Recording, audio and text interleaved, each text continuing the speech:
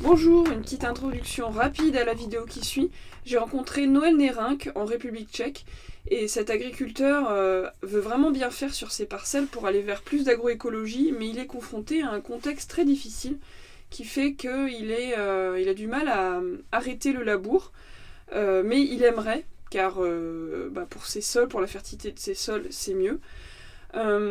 Du coup, j'ai choisi d'étudier son système avec un article, une vidéo qui vous permettra peut-être de lui proposer des solutions. Je ne sais pas si c'est une idée très intéressante, mais je tente.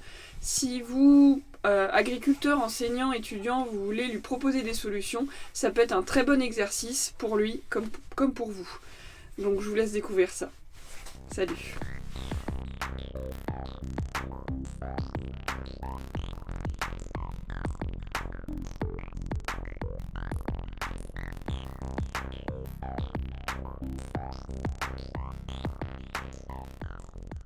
Donc je suis installé en République tchèque depuis 12 ans. Je suis originaire de France. Je suis à côté de Cluj-Napoléon, en Bohémie. J'exploite 360 hectares pour un peu moins de 20 îlots, donc c'est très avantageux.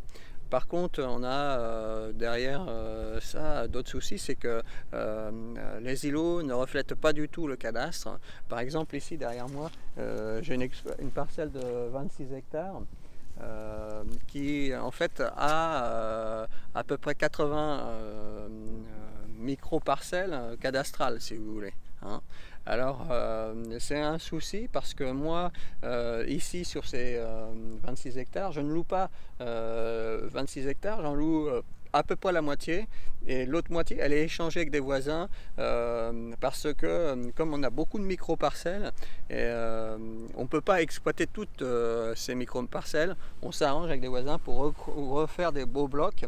Et ces blocs aussi, ils existent depuis l'ère communiste, puisqu'il y a eu la collectivisation des terres, et les communistes, pour essayer de rationaliser le travail, ont créé des grandes parcelles.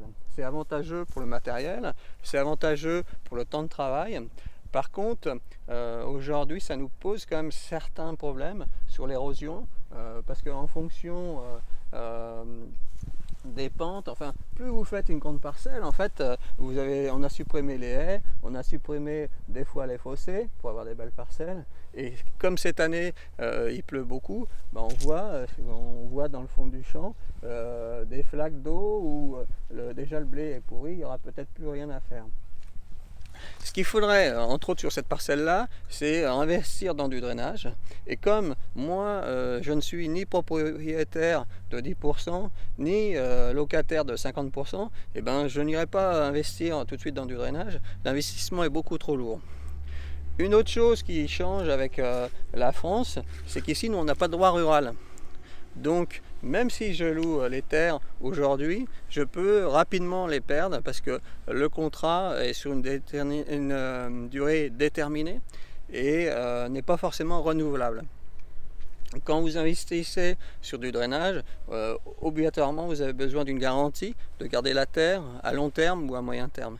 Moi, je ne l'ai pas. Donc, je ne vois pas comment je peux investir sur du drainage. Il faudra certainement que j'améliore mes pratiques agricoles, on va dire, pour favoriser du drainage naturel.